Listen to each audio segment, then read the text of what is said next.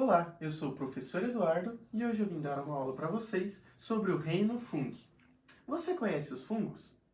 Quem são esses seres que estão tão intimamente ligados ao nosso cotidiano? É isso que veremos na aula de hoje. Antes de começarmos a falar quem são os fungos, precisamos entender um pouco sobre as características destes seres vivos.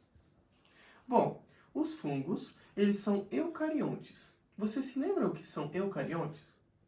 Eucariontes são aqueles seres vivos que possuem carioteca, ou envoltório nuclear. Este envoltório nuclear é o que se forma o núcleo. Ou seja, de certa forma, todos os fungos possuem núcleo em suas células. Os fungos também são heterótrofos, ou seja, eles não produzem os seus próprios alimentos, como, por exemplo, as plantas. E, além de serem heterótrofos, eles fazem a sua digestão por absorção.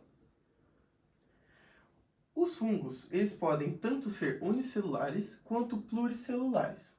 E você consegue se lembrar qual é a diferença entre os dois? Bom, os seres unicelulares são aqueles que são formados por uma única célula.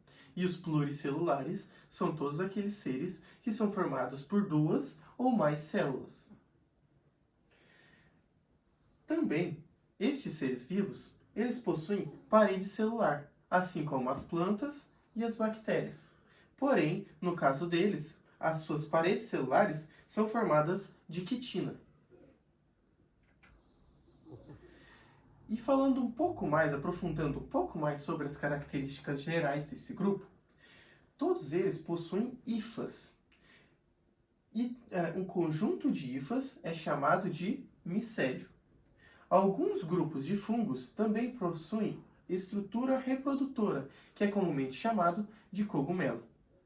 E dentro deste cogumelo, ou estrutura reprodutora, existem as estruturas produtoras de esporos, que é dali que vão sair os esporos que vão fazer a reprodução destes fungos. E quais são os principais grupos de fungos? Bom,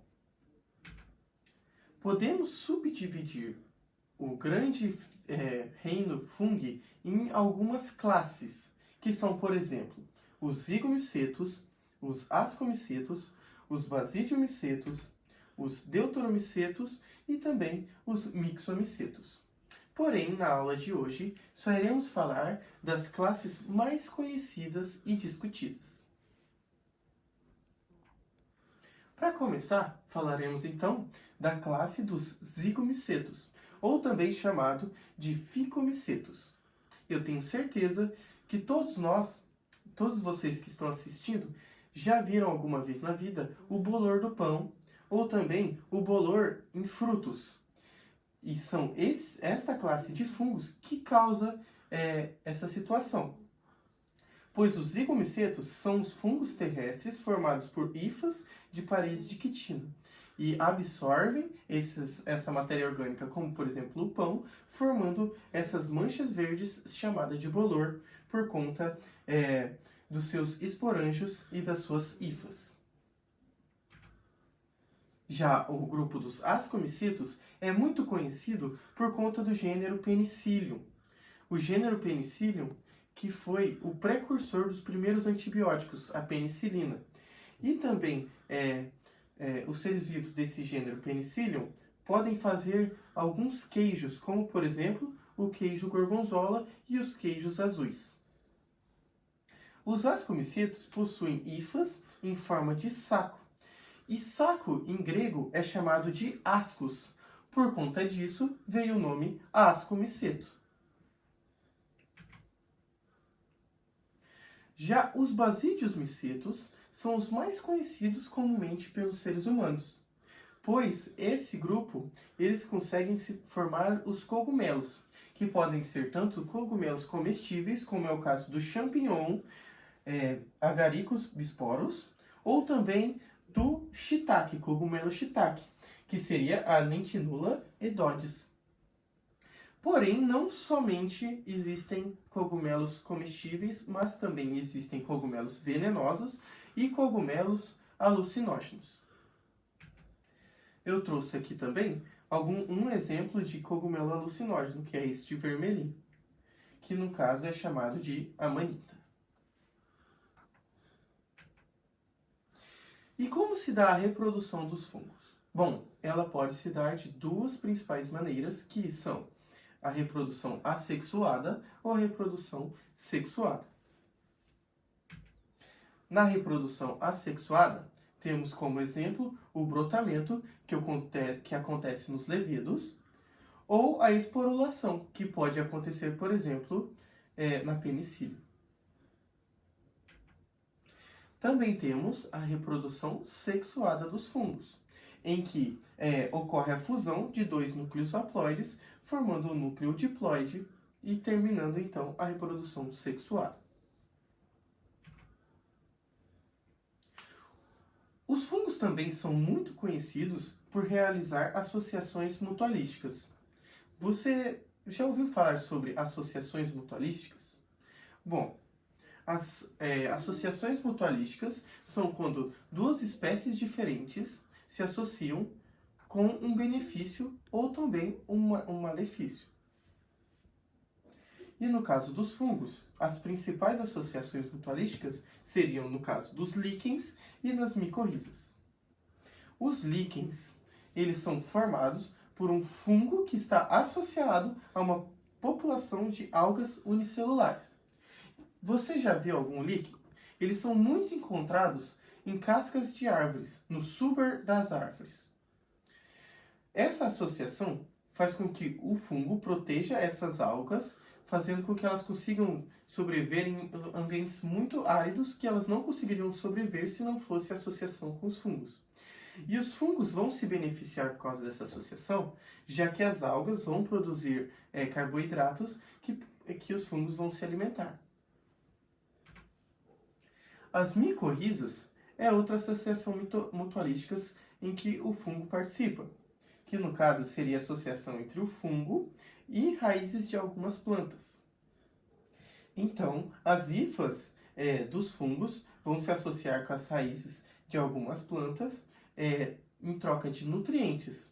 O fungo entrega alguns nutrientes como nitrogênio e a planta entrega alguns nutrientes como, por exemplo, os carboidratos. Bom, agora que nós já entendemos quais as características dos fungos, quem eles são e quais são os seus principais grupos, qual é a importância dos fungos? Os fungos participam da ação decompositora da Terra. Eles podem decompor plantas, animais e outros grupos de seres vivos.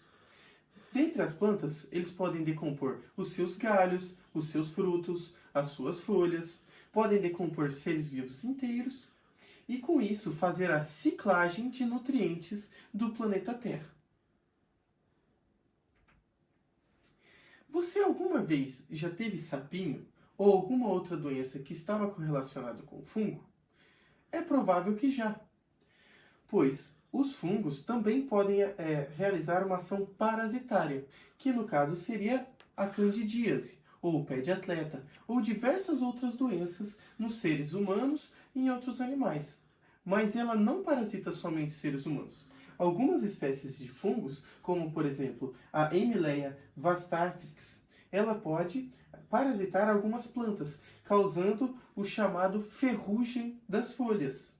E isso tem uma importância econômica muito grande. Falando em importância econômica, os fungos também realizam a ação fermentativa. E com isso, milhares de anos atrás, o ser humano dominou a técnica de fermentar diversos alimentos, fazendo com que eles se tornem bebidas alcoólicas ou utilizando para fermentar os pães, aumentando a sua maciez e o seu tamanho. A Saccharomyces é um gênero de fungo que faz essa ação fermentativa. Ela degrada os açúcares que estão em determinado alimento, transformando em álcool e em gás carbônico. Com isso, podendo fazer, por exemplo, o vinho, a cerveja e os pães.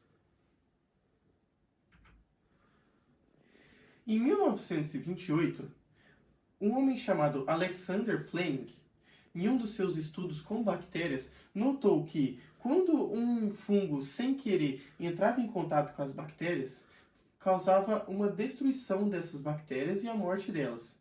Com isso e muita esperteza, ele foi fazendo mais e mais testes até descobrir os precursores do primeiro antibiótico, chamado de penicilina. E este nome veio por conta do gênero deste fungo, que é o Penicillium. O Penicillium, além de fazer os antibióticos que são utilizados até hoje, também são utilizados para a produção de diversos queijos. E com isso, transformando esses queijos em queijos novos e diferentes, como o queijo gorgonzola, alterando seu odor, a sua palatabilidade e também a sua cremosidade, no caso do brie.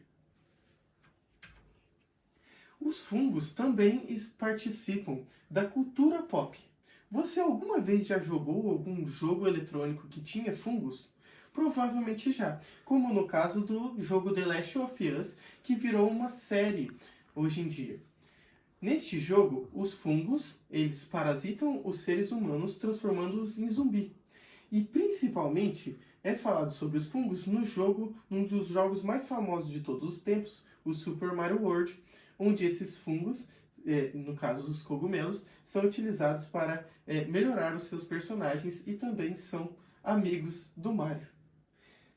Então é isso, pessoal. Muito obrigado.